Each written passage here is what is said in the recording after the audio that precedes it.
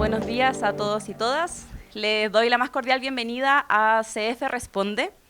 Este es un espacio que estamos impulsando hace un par de años en Congreso Futuro para que ustedes como público asistente a estas hermosas jornadas puedan participar y compartir un ratito en más cercanía con los diferentes speakers que tenemos en Congreso Futuro. Hoy tenemos a Daniela Gil desde Ecuador, que se viene bajando del escenario y nos viene a contar sobre cultura oceánica. Así que les voy a pedir que se pongan sus lentes de buceo para que nos sumerjamos en lo que es la cultura oceánica y todo lo que tiene que ver con respecto al océano propiamente tal. Le vamos a dar la bienvenida a Daniela con un aplauso. Gracias, muchas gracias. Y Dani, te cuento que en su mayoría muchos chicos y chicas son de las cátedras del futuro, así que vienen con muchas preguntas. Este espacio es para ustedes. Ustedes son los protagonistas para hacer todas las preguntas aquí al speaker, pero primero les vamos a pedir a Daniela que nos dé una pequeña introducción sobre ella para que nos dé ahí el chance de iniciar la conversación. Dani, bienvenida. Muchísimas gracias, Jaco. Feliz de estar aquí. Es mi primera vez en Chile.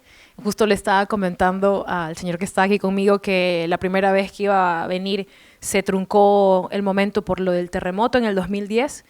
Pero ha sido, con toda la acelere de todo el Congreso, ha sido también súper lindo poder observar un poco de Santiago y también ir compartiendo con los otros speakers. Así que muchas gracias por estar aquí presentes, por su tiempo, por sus preguntas. Y bueno, nomás decirles que estamos aquí en un espacio de confianza, así que entre amigos, entre gente que esté interesada en saber un poco más del océano, de compartir. Así que gracias por permitirme compartir océano acá en Chile. Estoy súper emocionada. A ver, me presento. Me llamo Daniela, soy bióloga de profesión, soy también instructora de buceo. ¿Hay alguna persona aquí que bucee, haga apnea? ¿Nadie? Levante la mano. ¿Nadie? ¿Todo el mundo sabe nadar aquí? ¿Sí? Ok, todo el mundo ha tenido la oportunidad, bueno, tenemos algunas personas que no. ¿Hay alguien que ha tenido la oportunidad de ir al mar? ¿Conocen todo? Levante la mano, ¿quién conoce el mar? La mayoría, perfecto, todos casi, perfecto, chévere. Bueno, la parte académica, he podido hacer una maestría en administración ambiental, tengo un diplomado en conservación. También me he formado en la parte de emprendimiento, porque cuando comencé a hacer la fundación, pues obviamente también esa parte me ayudó un montón, y en la carrera de biología no nos dan nada de administración ni de las cosas que pudiéramos conocer para poder hacer también nosotros una ONG.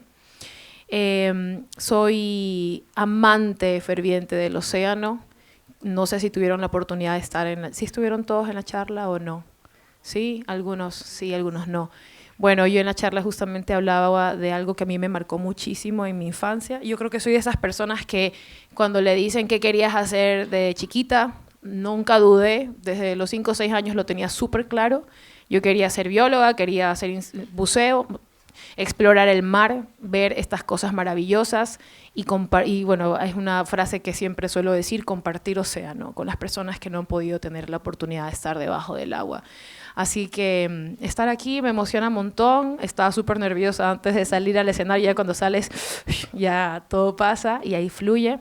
Y hablaba acerca de cómo la cultura oceánica es una herramienta de empatía para poder generar cambios de comportamiento en las personas. Tuve como 10 años trabajé en función pública en el Ministerio del Ambiente del Ecuador, en la Subsecretaría de Gestión Marino-Costera. Y trabajé mucho de cerca con comunidades, con el sector pesquero, y trabajaba también en la creación y en la ampliación de áreas protegidas marino-costeras. Entonces, conservación marina dentro de la biología es mi fuerte, y he estudiado y he trabajado con invertebrados marinos, específicamente con holotúridos, con pepinos de mar. Esos equinodermos a mí me fascinan, ese también es como un poco mi especialización. Y después de caminar en la función pública, salí, me boté al acantilado, como les decía en la charla, y comencé a desarrollar un proyecto en base a una pregunta de cómo podemos cambiar el comportamiento de las personas a través de la educación. Y para mí la cultura oceánica realmente ha sido una respuesta. He tenido la fortuna que con las olas del océano conocer a personas increíbles como Jaco, y muchas personas más, algunas que voy también a conocer mañana. Soy parte de una red que se llama Relato de Educadores Oceánicos en Latinoamérica.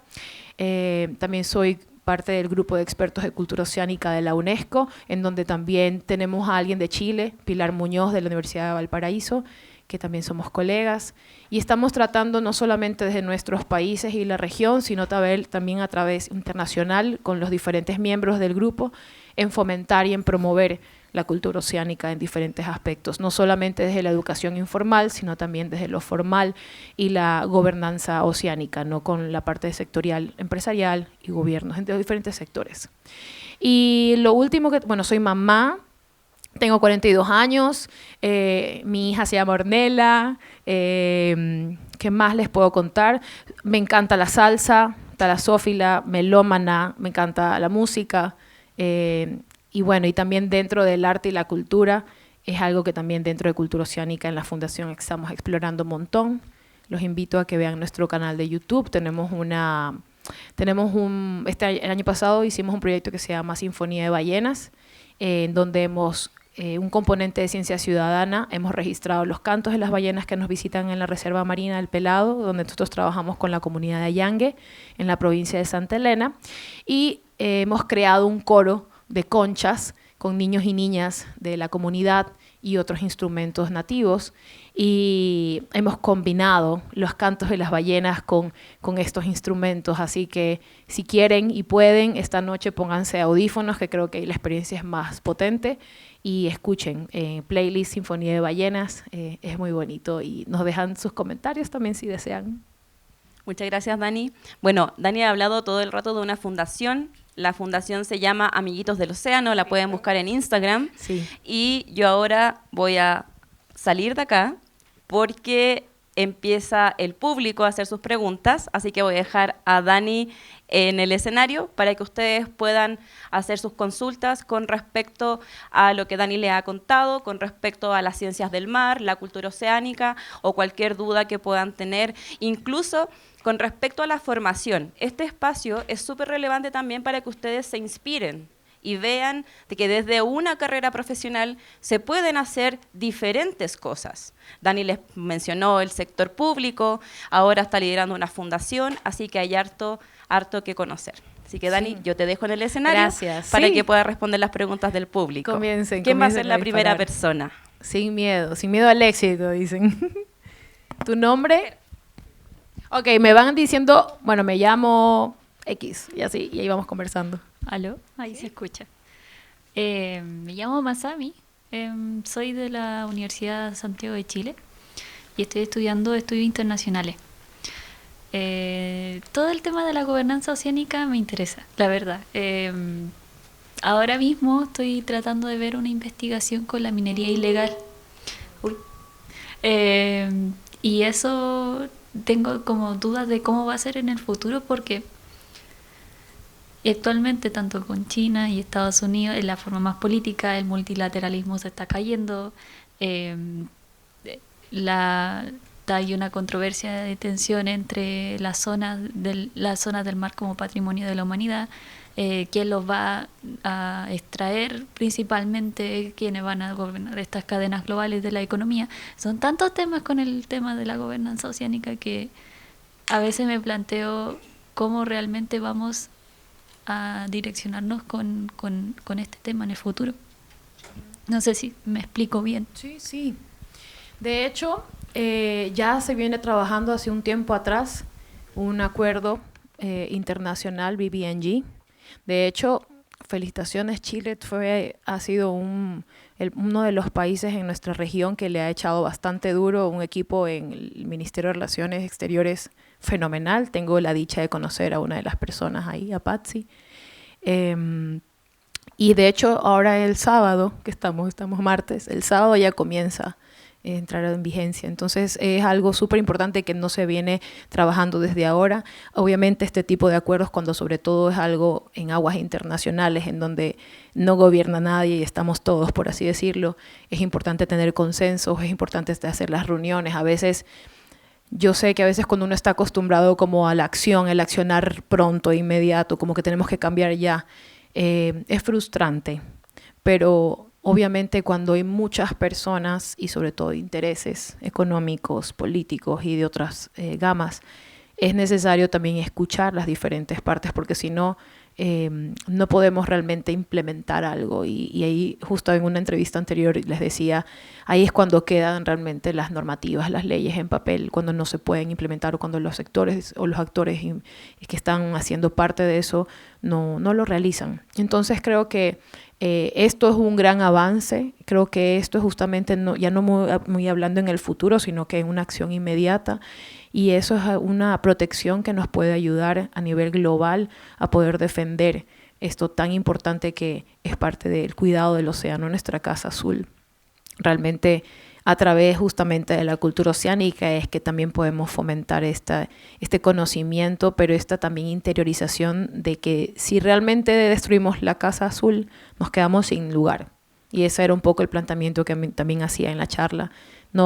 Si no entendemos esa importancia de la conexión y la relación que tenemos que llevar con el océano, con nuestro planeta, no vamos a tener ningún lugar hacia donde ir como humanidad, no importa la tecnología que exista. Creo que en la pandemia tuvimos esta lección acerca de que cuando estuvimos encerrados, cómo se restauró tanto la naturaleza, cómo se comenzaron a ver especies nuevas, cómo la calidad del agua se mejoraba, porque el paro total de muchísimas empresas, cómo cambió el tema de la contaminación de aire en China. O sea, todo esto está medido. O sea, no es algo que uno aspira, no, pasó.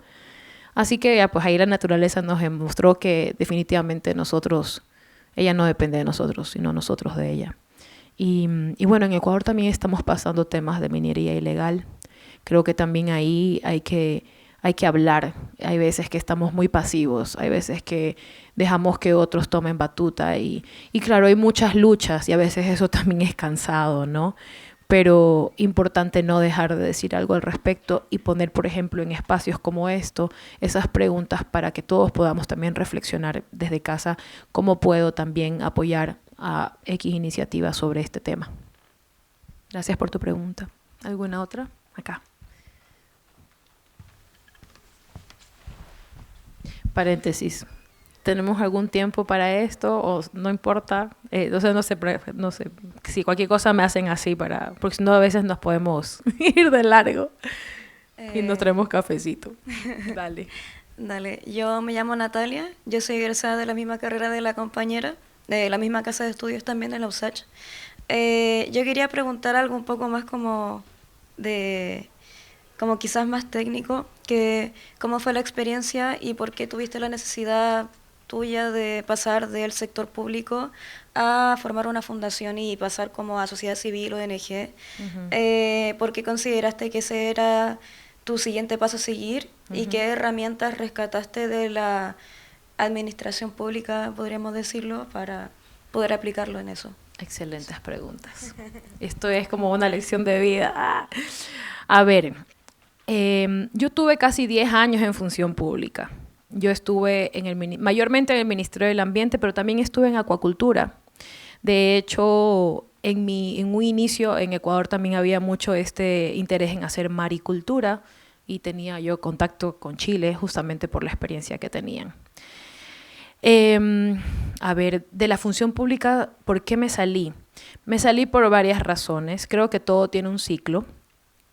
Yo comencé desde técnica, fui directora, fui hasta subsecretaria encargada, he sido asesora y hubo un momento que, bueno, no sé acá en Chile, pero en el sector público en Ecuador hay un momento en que ya no puedes crecer. Y yo era funcionaria pública de carrera, o sea, es como, por ejemplo, tienes nombramiento, o sea, te puedes quedar forever and ever ahí. Y ojo, no digo que está mal, que la gente quiera quedarse para siempre en el sector público, pero yo no lo sentía como algo que yo quería para mí. Quería hacer más cosas y lo que sí sucede es que como hay una agenda de gobierno institucional, a veces la creatividad se apaga y no te dejan explayar en lo que tú querías hacer. Y en ese sentido yo soy súper creativa y me encantan hacer proyectos locos. Por ejemplo, lo de la creación del coro, eso no lo podía haber hecho nunca en el ministerio. Y cosas así. Entonces, hubo un momento específicamente en el que tuve que tomar una decisión. Me propusieron ser asesora externa para el ministerio a través de una ONG de Estados Unidos. Y la verdad es que aquí también algo importante que me gustaría decirles, esto es algo súper, tal vez que suena esotérico, pero es real. Uno tiene que hacerse la pregunta, ¿cómo se siente esto? ¿Se siente bien? ¿No se siente bien? Universo, yo practico eso, universo, dame las señales. Y se sentía bien renunciar. Así que me boté. Y obviamente seguí vinculada al sector público desde otro ámbito y después me volvieron a llamar, entonces volví, pero ya sin ser funcionaria de carrera. Ya cuando pasó todo esto de los ciclos, sí dije, quiero hacer otras cosas, quiero hacer más cosas, y ahí fue un poco ya la decisión de irme. Justo en ese momento que yo tomo esas decisiones, yo me estaba divorciando, estaba pasando por un momento personal súper heavy. Y me acuerdo que una vez mi papi me dijo, porque encima también me había salido un trabajo de un amigo en una consultora, y él me dice, Dani, tú estás pasando este proceso personal, tienes una hija chiquita, mi hija tenía 2 años y medio en ese momento, y tú estás segura de que te quieres así como botar a la nada, no tienes un sueldo fijo. Esta es una realidad, en serio, algo súper personal. Y yo le dije, sabes que yo no sé qué va a pasar de aquí a 1 año, a 5 años, pero yo siento en mis entrañas que este es el camino. Así que también fue como un golpe de fe a mí misma y sentir y escucharme sobre qué es lo que realmente mi cuerpo me estaba también diciendo que había que hacer. Y así comencé, y obviamente no ha sido nada fácil.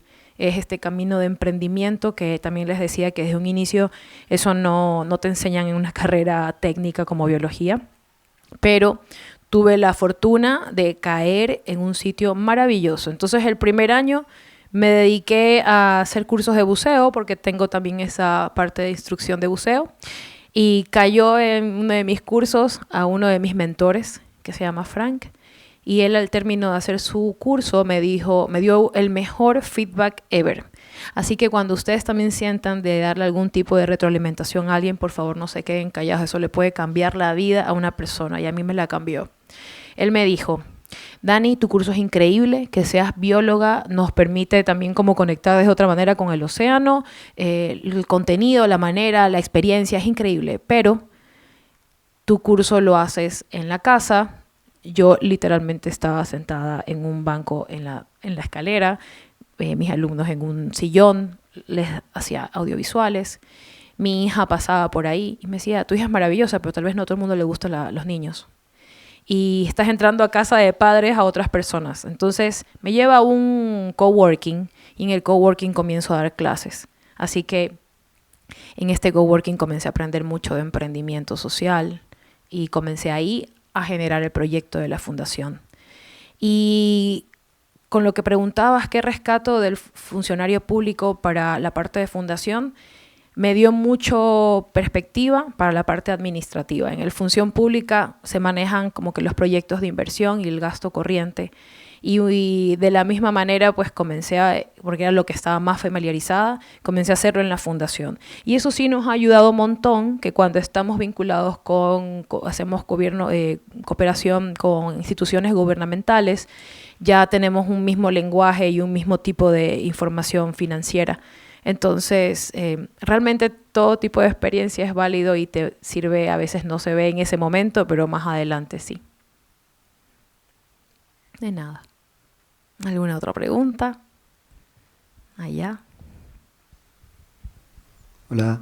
Hola. ¿Se escucha bien? ¿Sí? Como salir un poco como estas como preguntas más como de mercado laboral o cosas así. Sí.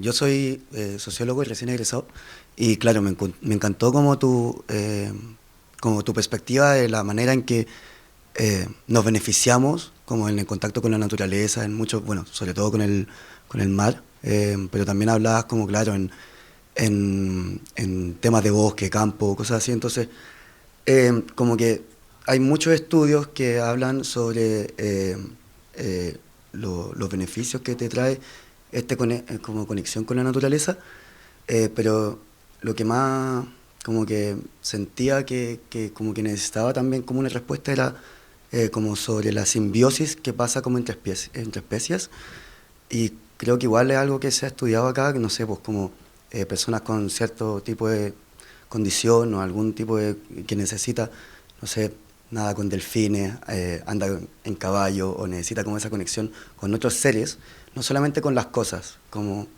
con qué otro tipo de vida, no sé, como nos podríamos beneficiar o tener como un ciclo más virtuoso, como a nivel más como fisiológico, cosas así. Me parece súper interesante tu carrera, es algo que me llama mucho la atención. De hecho, antes de responder tu pregunta, nosotros en la fundación todos somos como que carreras de ciencias oceánicas. Tenemos una oceanógrafa y una ingeniera, un par de ingenieros ambientales y el resto somos biólogos. Y algo que como nos interesa mucho el tema de comportamiento humano y estamos trabajando mucho en educación, estamos también trabajando con nuestra metodología en métricas para poder evaluar y poder cuantificar estos cambios de comportamiento en las personas. Y un sociólogo voluntario nos ayuda a hacer un análisis de redes. Yo también soy consultora y lo conocí a él en una consultoría que hice acerca de bioeconomía. Y me pareció súper interesante este análisis de redes que con él hicimos para esa consultoría. Entonces yo le digo, oye, ¿no quieres alcoholitar y nos ayudas porque tengo esta idea? Y la idea era un poco hacer con este análisis de redes algo visual de cómo la cultura oceánica estaba incidiendo a través de los diferentes proyectos en una comunidad, en los diferentes sectores de esta comunidad. Está en el website si quieres ahí echarle un ojito. Con respecto a tu pregunta, hay muchas maneras. Lo hermoso de la parte de educación ambiental en general y sobre todo nosotros que estamos especializados en educación marina es que no hay una respuesta solamente de cómo puedes hacer, sí, cultura oceánica es el marco general, pero hay infinitas maneras de lo que te permita tu creatividad de poder generar actividades, experiencias, talleres, dinámicas que te permitan que las personas puedan tener este tipo de conexión con la naturaleza. Hablabas acerca de no solamente tal vez ir a la naturaleza, sino también tener algún tipo de contacto. Yo en lo personal no estoy a favor del tema de molestar. Por ejemplo, cuando estamos buceando, una vez pasó en el Pelado, en la reserva, que apareció un tiburón juvenil. Y claro, como era una novedad, la gente, ¡ah, el selfie! ¡Ah! Y entonces el tiburón se fue. O se le acercaban mucho, hay como mucho hostigamiento. Y ahorita con este tema de que yo quiero la foto y el selfie porque quiero que me vean cool. Y es lindo compartir. Yo no digo que yo nunca he compartido mis videos de buceo, pero siempre hay un respeto que hay que siempre tener muy en consideración, porque lo mismo sería, yo le digo a los niños, a ustedes no les gustaría y no está bien que nadie se acerque demasiado, los toque. No, lo mismo es para los otros seres vivientes, no humanos. Entonces, en el caso de las terapias, sí, porque realmente pasan cosas que no necesariamente vemos en este tipo de terapias, pero que funcionan, y yo sí considero que eso es súper válido en esos casos de niños con autismo u otras condiciones que pueda ayudarlos, ¿por qué no? Pero yéndome un poco más hacia algo práctico para tu respuesta, yo creo que la contemplación y el acercamiento, la parte vivencial, es lo que justamente nos puede ayudar para generar toda esa empatía y esas sensaciones y esa experiencia y esa comunión que pueda existir con la naturaleza. Y la contemplación es algo que pasa desapercibido por toda la inmediatez que estamos viviendo. Entonces, yo sé que tenemos que estar a la vanguardia y tenemos que ahorita también ver este tema de la tecnología y todo lo de inteligencia artificial y todo. Y está bien utilizar las herramientas tecnológicas, no estoy en contra de eso. Pero, como les decía también, no puede haber tecnología que supla todo este sentir, todo este pensamiento crítico, estas decisiones, esta empatía que se genera entre personas. Eso no lo va a suplantar. Y eso de hecho va a ser como que la cualidad, yo creo, de uno de los checklists en las entrevistas de trabajo. ¿Qué tan ser humano eres? ¿Qué tan gente eres? porque ya la máquina lo puede hacer. Entonces creo que eso va a ser un gran diferenciador y si nosotros perdemos esto, ya ahí perdemos como humanidad. ¿Otra pregunta? No sean tímidos, tímidas. A ver acá.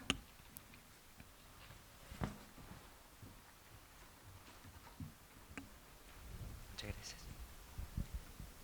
¿Aló? Sí. Buenas tardes. Hola. Buenos días.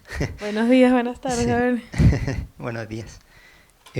Mi nombre es Pedro Núñez, soy agrónomo. Me gustaría preguntarle desde su perspectiva, ya que usted cuenta con experiencia ya de primera persona, sobre los efectos del cambio climático en el mar. Sí. Y todo lo relacionado a eso. Principalmente porque hay diferentes posturas, ¿no? Hay líderes mundiales, no voy a decir nombres, Pero ya lo sabemos. que niegan que niegan la existencia del cambio climático propiamente tal, ¿no? Querría saber su postura de primera persona respecto a este problema. Esa es mi pregunta. Gracias, Pedro. A ver, hoy por hoy, sinceramente, que alguien diga que no existe el cambio climático, ya por ahí es un perfil que no está viviendo una realidad y que tiene problemas.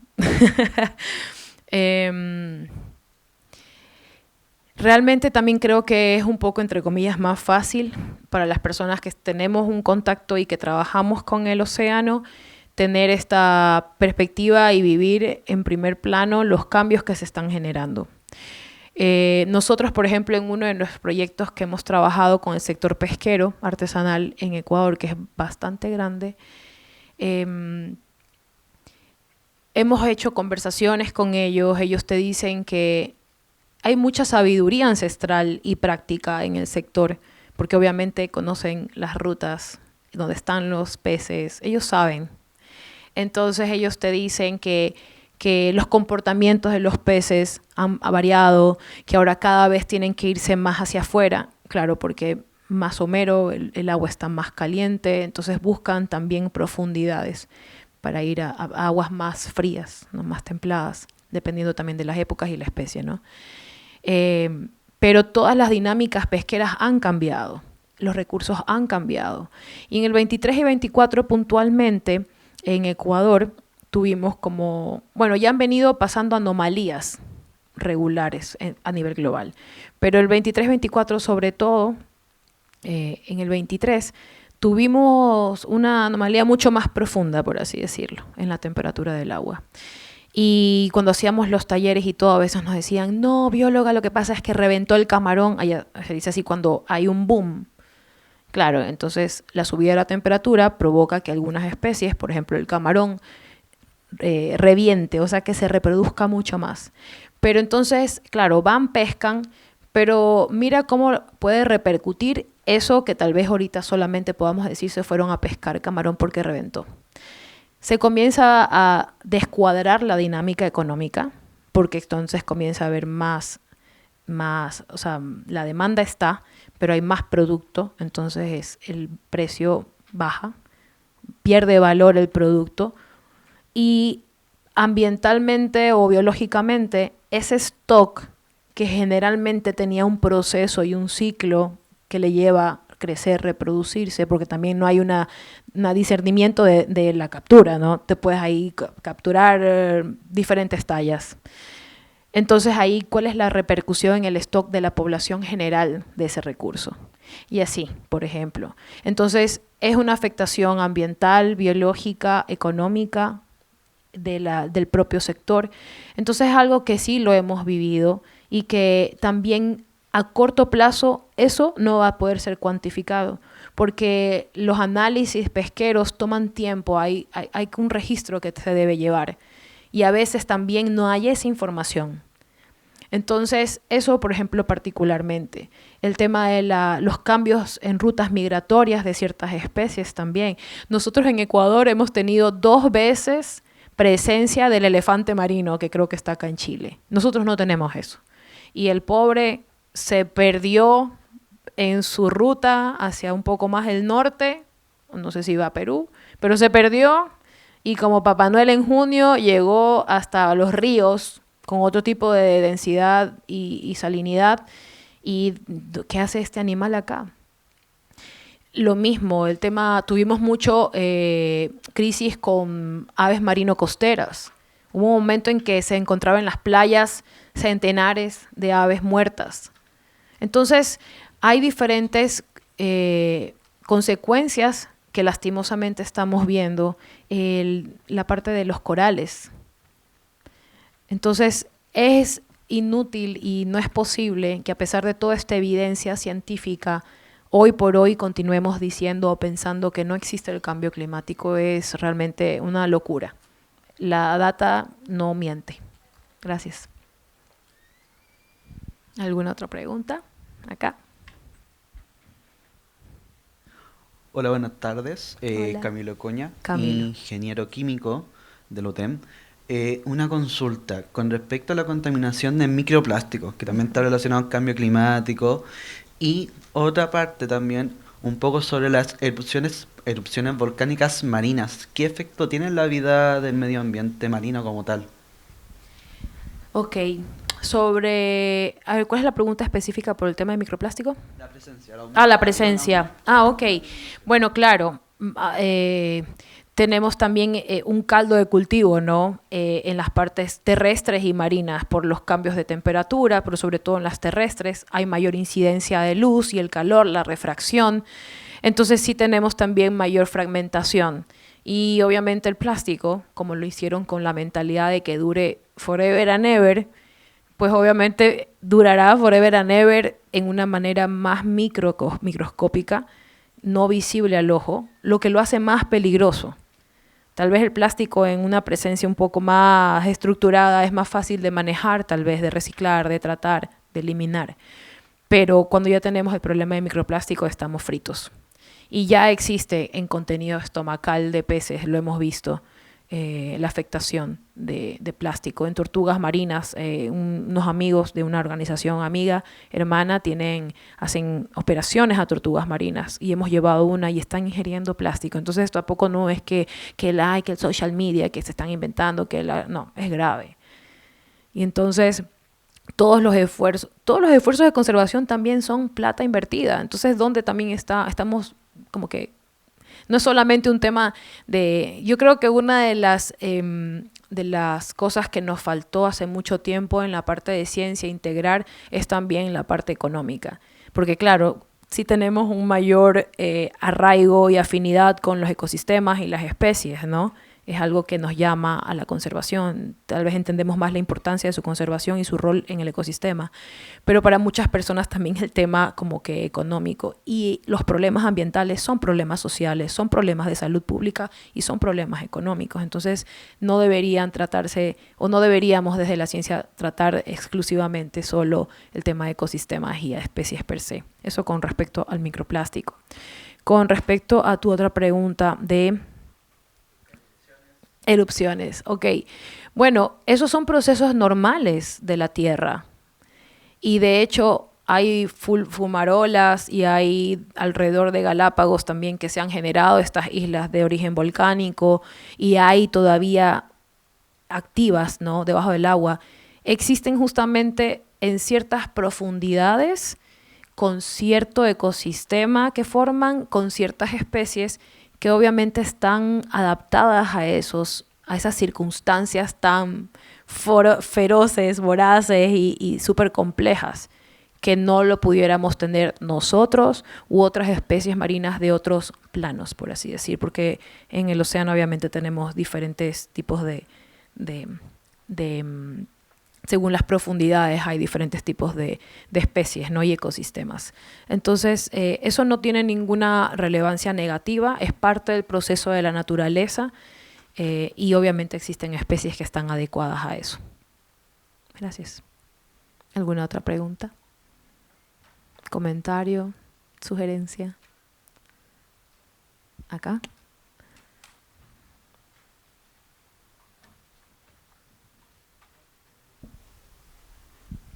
Hola, soy Alexander López, estudiante de enseñanza media. Y yo tengo una duda sobre la sociedad actual, ya que estamos en un punto donde hay muy poca conciencia sobre la contaminación, tanto más que nada en el área marítima, sobre los microplásticos, cómo llega a afectar el cambio climático y la producción de grandes industrias, cómo afectan a todo el medio ambiente. Tengo una duda de cómo se podría ver afectada la fauna marina a través de esto en un aproximado de 30 años, por ejemplo. ¿Qué tipo de afectación específicamente? Tipo, ¿cómo se pueden llegar a ver afectadas las especies debido al alto índice de contaminación dentro del mar? Ya, a ver, en el agua, en el mar, hay diferentes tipos de fuentes de contaminación y obviamente dependiendo del tipo de fuente de contaminación, es como que pudiera estar direccionada la respuesta que estás buscando. Por eso te preguntaba justamente en qué tipo de contaminación. Si estamos hablando, por ejemplo, de plásticos, en la industria plastiquera, ahorita también hay diferentes tratados que se están tratando de impulsar a nivel como cooperación internacional, que también han sido conversaciones difíciles. Hay un lobby súper fuerte de los plastiqueros, de la industria petroquímica, de combustibles. Hay una todavía resistencia en cambiar de combustibles fósiles a otras alternativas. Y también creo que a pesar de porque a veces yo digo, no, ya con la tecnología que tenemos, ¿por qué no hemos avanzado? Y también hay aspectos que hay que considerar, porque también hay estos análisis que se hacen de, ok, lo eléctrico versus combustible en diferentes ciclos. Pero algo que no se ha considerado que es importante y por eso el plástico sale muy barato todavía y por eso es lo que más usualmente se compra, es que nunca se ha interiorizado los costos de todo el ciclo de vida del plástico. Porque si realmente integraríamos ese tipo de costo en el valor del plástico, el plástico fuera carísimo. Entonces, creo que nuevamente el tema de educación, el tema de la conexión, sí es algo que no solamente en la sociedad civil, sino que en los diferentes sectores debería también comenzar a aplicarse para que realmente entiendan, nuevamente no solamente es un tema de ambiente y de las especies y los animalitos, es un tema de salud, es un tema de justicia ambiental, es un tema de la sociedad, algo también cultural. Hay muchas islas que están pasándola terrible con el tema de cambio climático. Y vivir en una isla no es algo fácil, hay ciertas limitantes y ciertas condiciones, ¿no?, para vivir de esa manera. Entonces, si realmente en estas industrias también siguen solamente pensando en hacer dinero, y pueden hacer dinero de diversas maneras, tal vez repensando cómo realmente podemos recuperar, sino que lo más fácil siempre es echarle la culpa al consumidor o echarle la responsabilidad total al consumidor. Y no es solo el consumidor y la empresa y el sistema gubernamental, que a veces también con las políticas no apoya muy prácticamente los cambios que se requieren en la sociedad para poder ver. Y con respecto a otras especies, ¿qué es lo que se puede visionar? Nuevamente, creo que también ahorita en temas de calidad de agua ya se está haciendo un gran cambio para el tema de efluentes, que eso obviamente contamina, no solamente afecta la calidad del agua, sino también ciertos ecosistemas como por ejemplo los arrecifes coralinos, que se tapan con todos estos sedimentos y se murieron, ¿no? Y eso es parte, y todo es una cadena y repercute en otras especies y así sucesivamente.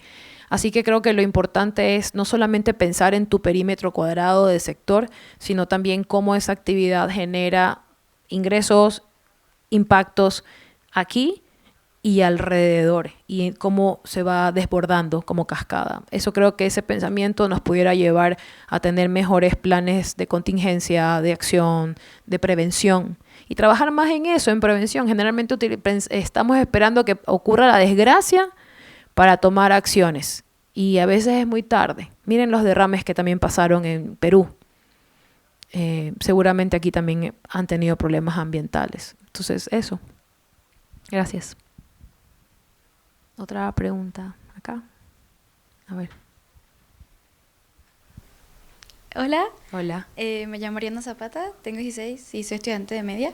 Quería Respecto a lo de que estaba hablando ahorita de la contaminación, quería pedirle un consejo a nosotros los jóvenes, porque muchas veces se nos habla de cuidar el agua, cuidar el ambiente, pero no nos dicen nada en concreto. Nos dicen, hay cambio climático, pero no nos dicen qué es verdad lo que está pasando. Entonces, a usted como especialista quería pedirle un consejo, ya que usted mencionó nuestra Casa Azul y que nosotros dependemos más de la naturaleza de lo que la naturaleza depende de nosotros. Entonces, eso, quería pedirle un consejo. Un consejo para actuar, que no se limiten. Yo creo que a veces también los jóvenes sí están como muy propensos a ayudar, a difundir, y eso es necesario. Pero a veces también creo que caemos también en esto de esperar. Y yo creo que hay un poder gigantesco en cada persona y en la colectividad, porque obviamente sin esfuerzo conjunto no llegamos a muchos lugares. Individualmente podemos hacer una incidencia, pero colectivamente podemos llegar y comernos el mundo. Entonces yo creo que sí tiene que haber un poco más de acción de cómo yo puedo lograrlo.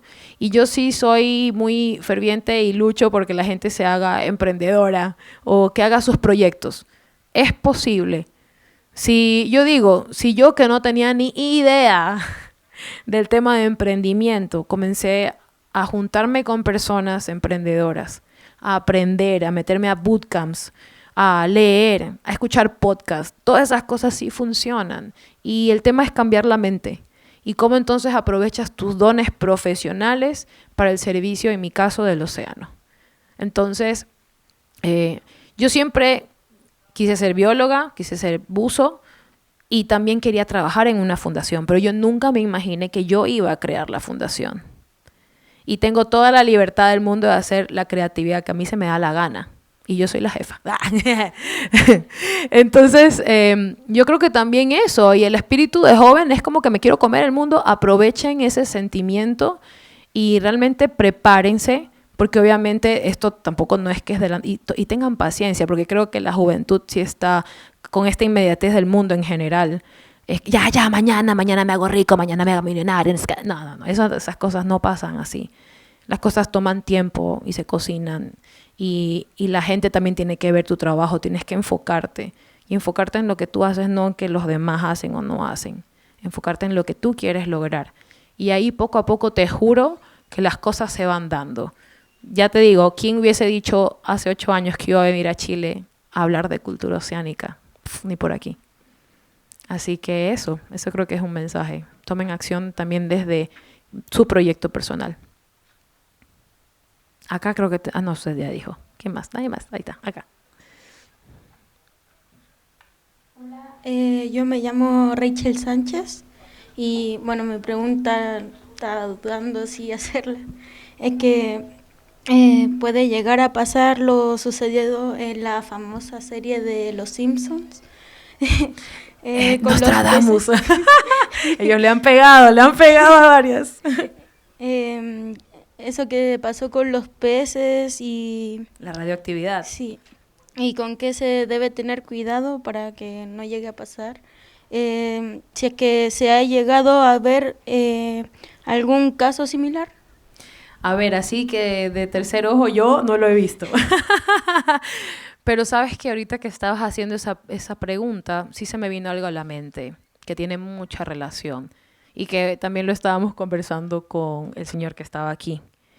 Y bueno, aquí tenemos un bioquímico, ¿verdad? Ingeniero químico, que me puede también complementar la idea, porque yo no soy ingeniera química. Pero el tema del uso de los plásticos, que ahí sí no hay que ser ingeniero bioquímico para imaginarse que si es que es algo que es procesado y tiene injerencia química, una transformación química, un producto, y que eso tiene contacto directo con nosotros, por ejemplo, ya sea a través de una botella o los líquidos que tomamos dentro de estos envases, en la movilización, en la logística, para mover todos estos productos, están con incidencia solar. Y ese calor, obviamente, va a afectar en una transferencia de estos químicos a los líquidos. Entonces, tal vez ahorita no estamos viendo un tercer ojo en las personas, pero sí se están viendo cambios en la parte hormonal de hombres y mujeres. Y ya también la ciencia, y hay publicaciones que pueden ver en internet acerca de que dicen que nosotros anualmente ingerimos como el tamaño de una tarjeta de crédito de plástico. En Ecuador, no me acuerdo cómo se llama esta institución, pero una organización mundial hizo, no me acuerdo si fue en pandemia o después de pandemia, pero en eso, en 2021, hicieron un estudio internacional en diferentes países, en diferentes ciudades. En Ecuador fue en Quito. No sé sinceramente si vinieron a Chile, pero estuvieron en muchas partes del mundo. Y tomaron muestras de bebidas envasadas en plástico. En todas habían microplásticos. O sea, esto no es una que uno dice, sí, el activismo, y voy a decir estas cosas. No, ya son cosas como recomprobadas. Y los microplásticos eran niveles elevados. En Ecuador, nuestro Instituto Oceanográfico de la Armada hace anualmente cruceros en el mar, en nuestro mar territorial, para tomar muestras y hacer, obviamente, estudios de diferentes índoles, que seguramente acá también lo hacen. Y tanto en agua como en especies comerciales y no comerciales, ya encontraron también altos niveles de microplástico. Entonces, todavía no llegamos al tercer ojo, pero si tenemos ya disruptores hormonales en nuestro organismo, o sea, algo va a suceder o algo ya está pasando que tal vez todavía no se manifiesta. Esa es mi respuesta. Así que traten de tener filtro de agua y traten de siempre llevar sus termos. Y al Señor, ¿dónde está el Señor? A usted le digo. Ok, ¿alguna otra pregunta o comentario? Ahí, ok. Acá, la de humor contagia. Me gusta tu mochila. Sí, el humor sí se contagia. Aló, ahí sí. Buenos días, mi nombre es Amanda.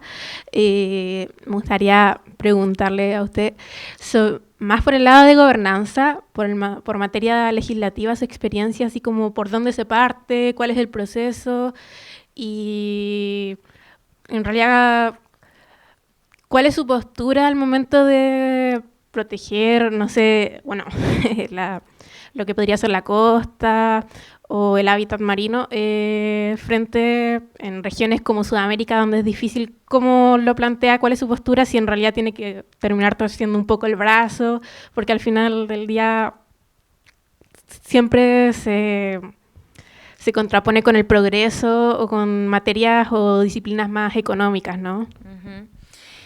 Interesante tu pregunta. A ver, ahí hay varios frentes. Número uno, creo que sí es momento, bueno, sé que en Chile hay bastante participación de la sociedad civil cuando se manejan temas políticos y eso es súper bueno. Pero entonces creo que no en todos los países pasa eso. En Ecuador no tenemos esa cultura de ser activos en temas, claro, ciertos sectores, ¿no? Pero como que con bandera específica, no como siendo ciudadanos. No sé si me cachan la idea. Y lo mismo pasa en el tema de conservación. La conservación y tener las cosas... conservación realmente no es necesariamente que las cosas estén en una cajita de cristal. Eso es imposible. Ya no más la existencia humana no permite eso. Eso es una realidad. Y realmente a veces, claro, dentro de conservación también tenemos extremistas, ¿no? Pero hay que también ser bastante coherentes con las realidades de nuestros pueblos. Tú no puedes decirle a alguien, por ejemplo, que sacrifique tal vez algo de dinero por comprar tal vez un termo, cuando tal vez la botella de agua le cuesta 10 centavos, 20 centavos, no lo sé. Las necesidades, esta pirámide de necesidades. Entonces hay que tratar de hacer con coherencia la conservación desde una realidad, porque si no entonces estamos hablando de fantasía.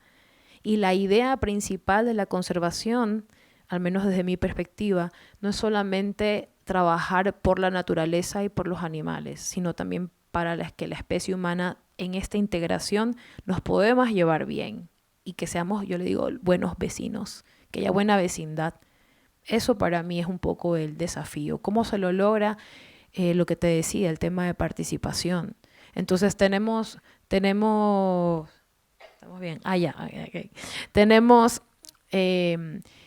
comunidades en donde necesitamos ir a trabajar, en donde necesitamos más las voces. Ellos, de hecho, hasta por prácticas ancestrales tienen muchas respuestas. Pero el tema es que no muchas veces se los ha escuchado desde la parte gubernamental. Y ahí tal vez creo que la sociedad civil, las ONGs, tenemos como no es compromiso la palabra, tenemos como un enlace, somos un enlace, porque también sucede, o al menos voy a hablar en Ecuador, no tomen lo que voy a decir como ecuatoriana, no hay como mucha credibilidad de las instituciones gubernamentales.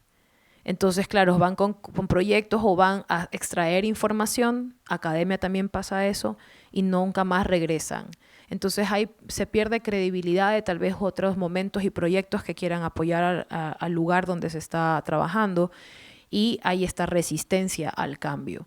Y generalmente cuando se hacen estas áreas protegidas y los planes de manejo, es un checklist de que asistieron a la socialización. Pero realmente no se está considerando necesariamente el pensamiento de la comunidad, ni sus saberes ancestrales, ni qué están pensando de lo que nosotros. Entonces, cuando viene la autoridad e impone estas leyes y estas normativas para una gobernanza, es mucho más difícil que se aterrice a la realidad y que se implemente desde la comunidad. Al fin y al cabo, si la comunidad no le da la gana, no lo va a hacer. Y eso es lo que hemos venido peleando años. Y por eso seguimos como seguimos. Y nuevamente, punto y coma, si no tenemos esta relación y este entendimiento de nuestra relación con el océano, no vamos a entender por qué tengo que ser partícipe de este plan de manejo. No me va a entender por qué es necesario la conservación de el sitio. No me va a hacer sentido de por qué mi actividad económica está siendo perjudicial para el ambiente y para mi comunidad. Entonces, todo es un engranaje que lleva tiempo, pero sí es posible acelerarlo con diferentes metodologías. Ya. Creo que el sentarse es un indicativo. Llegó el momento, efectivamente. Bueno, Dani, creo que hubo una conversación bastante enriquecedora con respecto a temas oceánicos, porque recordemos que también Chile es mar. Así y es. que existe un solo gran océano que nos une a toda la humanidad. Así es. A propósito de la premisa de este año de humanidad hacia dónde vamos. Sería importante saber que vamos hacia el océano para poder enfrentar también la crisis climática, ¿no? Así es. Y estuve escuchando que mucha gente está interesada en gobernanza oceánica, así que voy a aprovechar de hacer un anuncio de que este viernes a las 13 horas hay un conversatorio sobre gobernanza oceánica. Y precisamente vamos a hablar de lo que Dani mencionó hace un ratito, de este tratado de alta mar que se conoce popularmente, el BBNJ, y ahí vamos a tener de primera fuente una conversación que incluye incluso al canciller Van Claveren. Súper bien. Así que totalmente invitados e invitadas. Muchas gracias por asistir a esta sesión. Les recuerdo que todos los días en la mañana a las 11:30 vamos a estar con un speaker aquí para hacer todas nuestras consultas y también durante la tarde a las 17 horas. Así que nos despedimos de este CF Responde con un aplauso para la Dani. Gracias. Síganos en redes, Amiguitos del Océano. Estamos en Facebook, en TikTok, en Instagram. Miren, pueden seguir también nuestro canal de YouTube. Hay cosas súper interesantes y gracias por todas sus preguntas y su tiempo y su presencia. Gracias.